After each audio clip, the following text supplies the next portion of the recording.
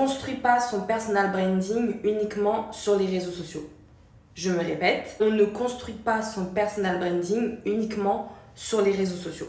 Il faut voir beaucoup plus large, beaucoup plus loin. Je vous ai déjà fait une vidéo où je vous ai dit faites des RP. Et là, on va prendre un autre exemple. On va parler des prises de parole business. Et je vous prends l'exemple de Kelly Massol, qui est la fondatrice de la marque Les Secrets de Loli.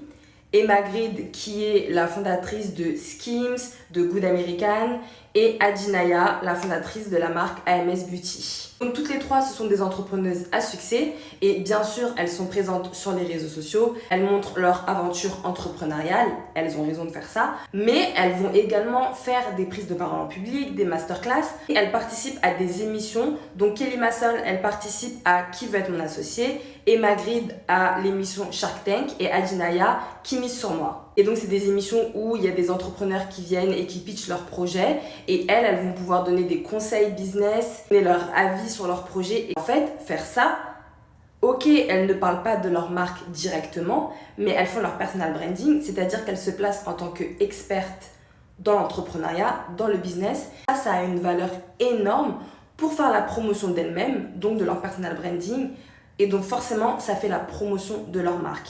Puisque, admettons des personnes qui regardent Qui veut être mon associé, qui regardent Shark Tank, qui regardent Qui mise sur moi, qui ne connaissent pas leur marque, mais qui vont voir qu'elles sont hyper pertinentes dans leurs propos, qu'elles donnent de bons conseils, qu'elles ont de très bons avis, et ben les gens ils vont vouloir s'intéresser à ces personnes en se disant c'est qui, qu'est-ce qu'elle fait dans la vie, etc. Et puis bam, ils tombent sur leur entreprise et donc ça crée de la visibilité pour leur entreprise. Et donc tout ça, c'est encore une fois de la communication de leur personal branding et de leur marque sans passer par les réseaux sociaux. C'est pour ça que je vous dis, si vous êtes une entrepreneuse et que vous faites du personal branding sur les réseaux sociaux, c'est très bien, mais voyez beaucoup plus large. Voyez si vous ne pouvez pas participer à des événements business, si vous ne pouvez pas participer à des talks. Alors je ne suis pas en train de vous dire que tout de suite vous allez être dans Qui veut être mon associé ou dans Qui mise sur moi, bien évidemment. Mais voyez à petite échelle, il y a plein d'événements business en petit comité. Essayez de pitcher votre marque, ce que vous faites et voir si vous ne pouvez pas animer un talk. Mais surtout, ne misez pas tout sur les réseaux sociaux, voyez plus large.